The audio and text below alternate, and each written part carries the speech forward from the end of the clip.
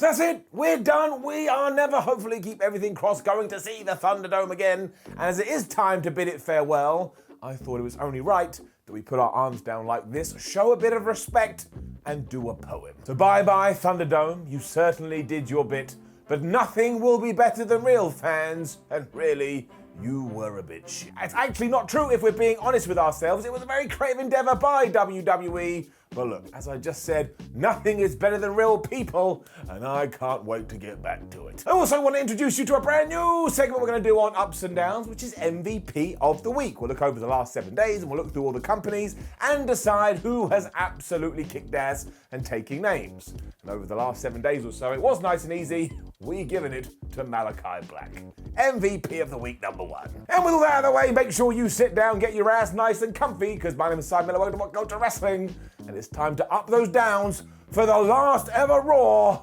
in the Thunderdome.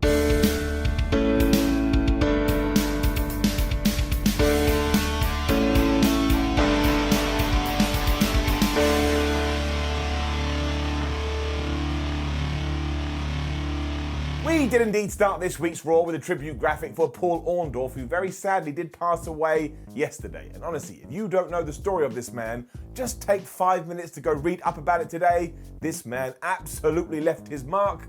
Thoughts with his friends and family. Amazingly, right after that too, we had a match. I can only think to myself, why have we waited until the end of the Thunderdome to actually have a wrestling fight to kick off an episode of Raw, as opposed to some guy walking to the ring and cutting a 72-minute promo. But look, let's not worry about that, because better late than never. There was a tie into the fact that this Sunday we are getting Bobby Lashley versus Kofi Kingston for the WWE Championship. So here it was Bob taking on Kofi's best friend, also known as Xavier Woods. We saw Bob backstage eating his hand or something before this. I mean, it really was very weird, and you should go check it out if you haven't. And then, by the time he got to the ring, flub me sideways, he beat Woods up so bad, I thought it was going to be like the bit in The Simpsons when that kid's like, stop, he's already dead. That's what I thought. WWE went out of their way, though, to make sure that Bobby Lashley had multiple times when he could have got the pin, but he decided otherwise because he just wanted to break some bones. The fact that he chose not to, though, all of a sudden made you go, oh my gosh, I think something's going to happen here. And just as Bob was about to rip out Xavier Woods' heart like he was Kano from Mortal Kombat, instead, Woods hit the most devastating move in all of sports entertainment, the surprise roll-up, and he beat the WWE Champion for the 1, 2, 3. Now, to be fair, this is exactly the thing that WWE should be doing, because now you've taken this dominant monster and gone, oh, hey, look, you can beat him, you just need to be smart. But of course, the problem is WWE does this all the time. What they should be doing, though, is thanking their lucky stars that it was Xavier Woods involved in this, because he has been on social media the last few months going, man, my plan is to go out there and try and win every single match with a surprise roll-up. And for that reason alone, this really made me chuckle, because he lived up to what he said he was going to live up to. So I was entertained. The announcers tried to paint this as a massive deal too, although at one point they went, oh man, maybe Bobby Lashley's lost a step. I mean, lost a step? He almost murdered a man in the middle of the ring. I don't think he's losing no stepping. Turned out he left the building after this. He was so pissed off with the MVP let us know he will be back for the main event segment. And this will all be fine and dandy as long as at some point in the next few weeks, if Bobby Lashley does defeat Kofi Kingston at Money in the Bank, we have to do Bob versus Xavier for the WWE title. Of course we do. He pinned his ass to the mat. This was all good. Jinder Mahal then arrived at Raw, and I was like, dude, you are late again. But then, to be fair, in the corner of the screen, there was a graphic that said, happened earlier today. So I let him off. He was, of course, on his motorbike, and how the hell did I not predict what was going to happen? In hindsight, it is so obvious. Why else would he be going, brum, brum, I drive a bike now? We'll talk about it in a minute. Because from there, we went to Alexa's playground, and all I have to say about this is that we have to stop doing scripted promos. I know that's no big, oh my gosh, I can't believe someone said it, but this honestly was like people just reading bits of paper. The short version is that Bliss had invited Doudrop or the Drop to her playground, and of course, wherever Doudrop goes, Eva Marie follows. So even though Alexa Bliss wanted to talk to the Drop, Eva Marie was like, oh man, I'm the best, you should talk to me instead. She then said all these words though, that were not only really awkward, but it honestly did feel like she was just reading a piece of paper. It's not her fault, this was absolutely massive, so half of her consciousness was probably in her own head going, what was the next line? What do I have to say? Oh, that's right, evolution. And then Motorhead turned up. She didn't say anything of note either. It was basically, oh, I'm a human being and everybody should love me. They then walked off, and Alexa Bliss was like, oh, I'm going to make goo come out of her head. I just don't get it. It doesn't make any sense to me. This is getting it down. All right, okay, Jinder and Drew. Now look, I like this program, and I think they proved last week that they're very capable of having a good match. But all the story stuff, isn't it just poppycock? Because Mahal was in the ring, and he was like, look, McIntyre, just come out here because I want to give your sword back. In fact, I gave it a nice polish, and now it's better than ever. So at first I was like, well, why the hell did you steal it to begin with? But of course, he's not going to do that, and he's broken the weapon, so now Drew McIntyre and his ancestors are going to be really bad. McIntyre never made it to the squared circle, though, because he appeared on the big screen instead, because he doesn't care that Jinder Mahal broke his sword, because as it turns out, that was a replica, and here's my real one, and also, he was going to kick the crap out of Jinder Mahal's bike. So like I say, I don't understand how this didn't pop into my brain, and the only real problem with it, I didn't care about this. How could you care? We only introduced the bike 1 week ago, and I'm sure Jinder Mahal has done very well for himself. He can go out and buy another one. This is the whole Elias Jackson Riker problem. You're not giving me any time to invest. I mean, at the moment, somebody just rode in on a bike, and then the bike got broken. I don't care. But I still want to see what's going to happen, and I bet they do have their big match at SummerSlam. And also, just as a nice aside, very interestingly, WWE just released a Drew McIntyre action figure where he's riding a motorbike. So that's where we are, people. I thought we could have done better with this. Down. Riddle and Nikki Cross, or Nikki Ash as she is officially called now, were then having a chat, and it was actual gibberish. So for that very fact that I loved it, but Riddle was all like, oh man, you can just fly and grab the Money in the Bank briefcase. Then Nikki Cross or Ash was like, oh no, I can't actually fly because I'm only almost a superhero. But then her music started playing, she went, oh, I better fly. And of course she meant that as a turn of phrase, but then Riddle was like, well, she must have lied to me because she just told me she couldn't fly. I mean, what a wild ride this character is. And now I look forward to his segments every single week. This was, of course, the lead-in for Nikki Cross versus Asuka versus Naomi versus Alexa Bliss, because all four of those women are in Money in the Bank.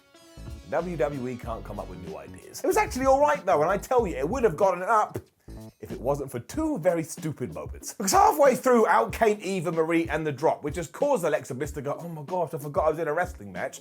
So she left the ring, and she just went and screamed in Eva Marie's face. I mean, they were just so bizarre, and the drop clearly still likes Eva, because she then grabbed Alexa and just chucked her over the barricade, which apparently ended with Alexa Bliss vanishing. Now look, WWE, you ain't going to be able to do this next week. You don't have a Thunderdome. All the fans will see her sneaking away. After we were done with our hocus pocus, though, we were allowed just to have a triple threat, I suppose, between Nikki, Asuka, and Naomi, and I actually think this was good fun. They were just trading moves, they were trading submissions. Of course, there was the most devastating move in all of sports entertainment.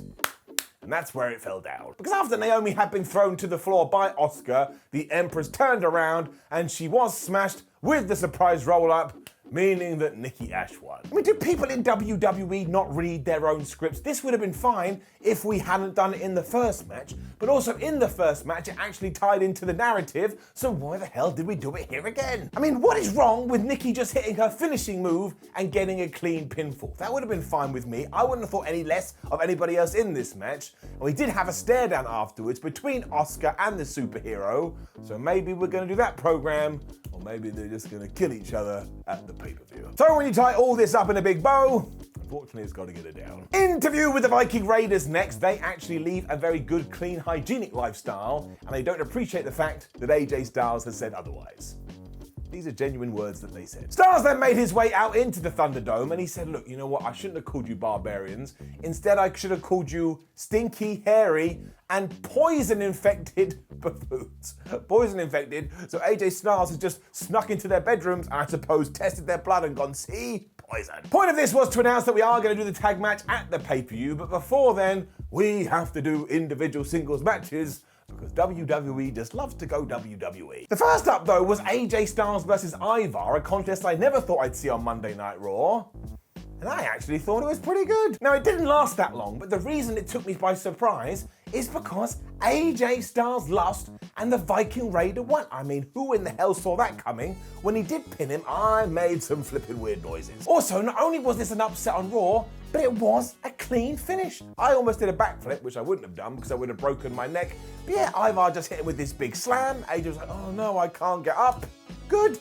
Fabu, excellent up. Unfortunately, WWE then instantly came back with a vengeance, because we then did the opposite match, so it was Omos versus Eric, and Omos just whooped his ass. Now, of course you had to do this. We are protecting Omos like the great human being he is, and I really like the guy. But it meant when we were done with both of these segments, we had taken one step forward and 784 back. Omos 2-1 after the tree slam, but it's just 50-50 booking, and I find 50-50 booking really boring, even though I was quite excited to see Omos in his first singles match. So, not because of that, but because of the story, down. Sheamus was then going nuts at Sonya Deville and Adam Pearce because he can't believe he has to defend his US title against Humberto Carrillo later because he's still got a broken nose.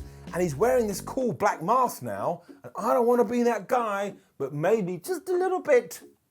He looked like Repo Man. From nowhere too, he just calmed down and smiled like he had a plan. And obviously Sonya and Adam were then really worried, as you would be. This would be a guy barging into the room and going, "I'm gonna murder everyone." You go, "Please don't." He'll go, "All right, I won't murder anyone at all. He definitely gonna kill some other hubbard." We then just had another great promo by Kofi Kingston, and my word, this guy. Because he has just found a way to turn this Bobby Lashley feud into something excellent, to the point, if he does win at Money in the Bank, which I don't believe he will, but if he does, I would be all right with it. I am totally on Team Kofi. Just spoke with passion and reminded us that ever since Lashley had become the WWE champion, he had been focusing on the wrong things. So when Kofi indeed holds up that gold at Money in the Bank in front of his friends and his family, it's gonna be the greatest time in the history of mankind. Damn it, I agreed. I cannot wait for this, especially given what's gonna happen later. We then found out Sheamus' plan after this. He was gonna kick the absolute shib out of Humberto Carrillo backstage. And he did. As he was leaving too, he crossed paths with Damian Priest, so I think that's going to be our next feud, and I'm all in for that. And after we came back from the commercial break, Adam Pearce and Sonya were like, "Oh, we're so sorry, Humberto." But don't worry, you don't have to have the match. And because Carrillo is an absolute moron, he was like, "No, I can stand, so I can fight."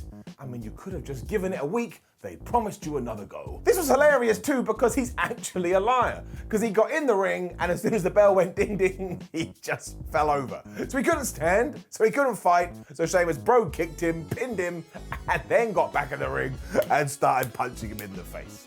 So thanks for coming, Humberto Carrillo. We just buried your ass. Of course, this was all just one big setup so Damian Priest could arrive and save the day. But that is why I'm all right with this. Again, Damian Priest versus Sheamus at SummerSlam, they will just punch each other in the face for real. Gets me quite excited deep down in my tum-tum. So for that reason alone, even though Humberto Carrillo was dead, Riddle was then back.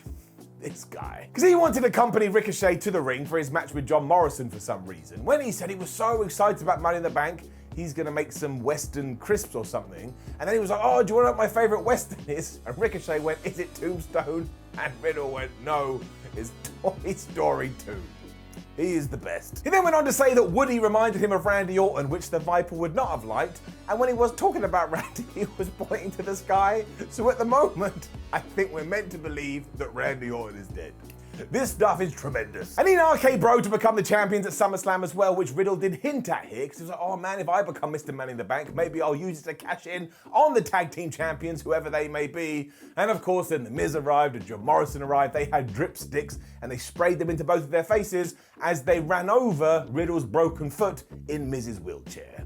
So they are just a couple of asshats. I suppose all this was done to justify what was coming next, because it was John Morrison taking on Ricochet in a Falls Count Anywhere match, and this may be one of the best things we've seen on Raw in damn ages.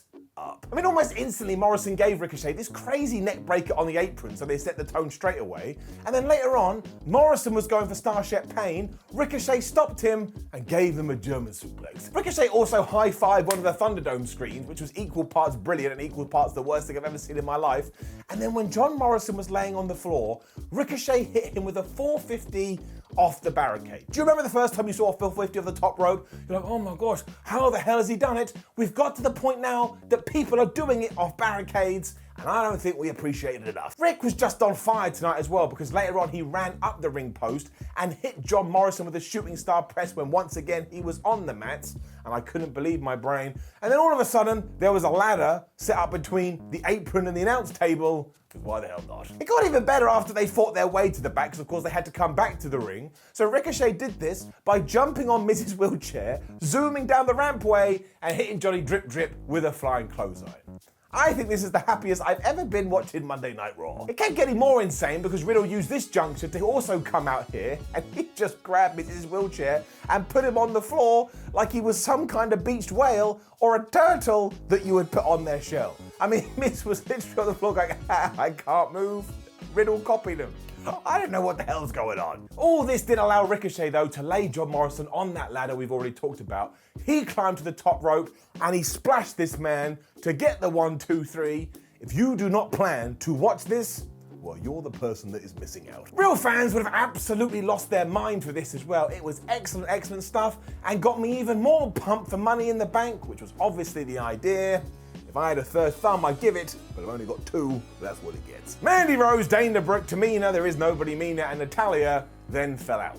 It's kind of hard to care about all this because they just seem to fall out every week, and I don't even know why. Natty has also just been thrown into the Money in the Bank match because why not? But as she is in that, and as she's already a tag team champion, and because she has a non-title match with Rhea Ripley later, she's come up with a foolproof plan. She's going to be victorious in all these walks of life and become the Raw champion, and become the SmackDown champion, and become the tag team champion. I was like, well, that'd be quite a nice story. And of course, later on she lost. However, the point of doing it here is so that Mandy Rose and Dana Brooke could approach her and go, haha, that's a crappy plan, and it can't be foolproof because it's coming from a fool. And the school bell rang, and everybody had to go in after playtime. They all shoved each other afterwards, and I don't know, I guess it's fine. I just kind of feel like they deserve so much more. I also want to introduce another brand new segment to Ups and Downs. I mean, what am I doing today? I'm going crazy. But given that there is nobody meaner than Tamina, I feel like we need to start ranking whether Tamina was meaner than she was last week. So we'll start here, and this week she did push Mandy Rose and Dana Brooke, which is pretty mean, like a bully. So yes, this week she was mean, and in 7 days' time when we come back, she will either be meaner or not as mean. Or I'll come up with some better words, but this week, mean. More history from Drew McIntyre next. He does do very well with these promos, but I kind of feel like I preferred what he was doing beforehand. Anyway, his point is, when it comes to Money in the Bank, nobody's going to stop him getting that briefcase, and he's absolutely wrong, because I don't know about you, kind of think Jinder Mahal may stop him. Ripley then told us the reason she accepted Natalya's challenge so close to Money in the Bank is because she is a warrior and never says no, so keep that in mind, because she is a WWE wrestler, which means at one point in her career, she will pretend that she's going to accept somebody else's challenge and then go, and she'll run away. It's not her fault, just a WWE rite of passage. Fair play to that match though, it was really good. I was worried there was going to be some shenanigans given there's so many outside people that could be involved, but aside from an awry dropkick that hit Tamina, these guys were just able to go at it, and my word are they good professional wrestlers. Now he was able to reverse a close relief into the most devastating move in all of sports entertainment, and thank Flubbins Ripley kicked out of that, but then when Natalya applied the sharpshooter, Rhea basically dragged her over to the ring post and chucked her head into it. The champion then followed that up by booting Natalya right in the skull. She was nothing she could do, because she was like, oh, I'm all woozly goozly. She got smashed with the riptide, she lost. Honestly, this was really good. Of course, Charlotte flew out here afterwards and she chop-blocked Rhea Ripley before applying the figure eight when she was basically hanging outside the ring for maximum torque on that knee, because their whole story has been anything you can do, I can do better. And there was a good intensity to this, and later on Charlotte was like, I will win Money in the Bank. I'm pretty sure they two will have a good match. Bobby Lashley then saved Raw, which is not true, that's a wild overstatement, but he came out here and cut such a good promo that somebody should be giving him some kind of award. Now, this shouldn't actually come as too much of a surprise if you ever watched Bobby Lashley in TNA, and this is what WWE should have been pushing since day dot, but hey, we got there eventually. Absolutely tremendous, and it's getting up. Because he was just being portrayed as a man who has had enough. Like, he took forever to get to the ring, even after multiple introductions, probably because he was in the back, like, beating up some kind of a swan. And when he did get on the microphone, he just let loose with fire. Because he and MVP was all like, look, Bobby Lashley has been so dominant throughout the Thunderdome era, it should be called the Lashley Dome, and that annoyed me, because it was a perfect opportunity to say it should be called the Bob Dome, like it's your accountant or something. But then Lashley turned his attention to MVP, and he said, I want to get rid of all of this. I want to get rid of the women, I want to get rid of the money, I want to get rid of all the shenanigans. I just want to focus on beating people up, because I've been thinking about it, and Kofi Kingston was right. He hasn't been focused on destroying fools like he should have done, but that's all going to change Sunday, and he hopes that Kofi's friends and families and fans are in the arena, because he is going to wreck him so bad, his career will be over. I was like, man, nobody messed with Bobbeth Lashley. But everything though, to his expressions, his delivery, and his crazy, crazy eyes made him come across like a psychopath. So now I'm worried for my beloved babyface. Honestly, this was tremendous. Maybe the best thing Bobby Lashley has done in ages, and I can't wait. That should be the main event. Screw Roman Reigns, well, I don't mean it, but screw Roman Reigns on Money in the Bank. Put Kofi Kingston versus Bobby Lashley on last. It's the best thing WWE has got. Which brought us to the end of Raw, and look, by no means was it perfect, but you had that Ricochet John Morrison match, Riddle was good, Natalya, Rhea Ripley, Kofi Kingston, Bobby Lashley, so I am perfectly happy in giving it an up. Now please do leave a comment below and let us know what you thought about last night's episode of Raw. Like the video, share the video and subscribe. Head over to WhatCulture.com where you can stay up to date with wrestling. Come say hello on social media and you're here on YouTube. Why not watch an old episode of Ups and Downs to see just how bald I get? My name is Simon for WhatCulture. Thank you for joining me as always. I'll see you soon.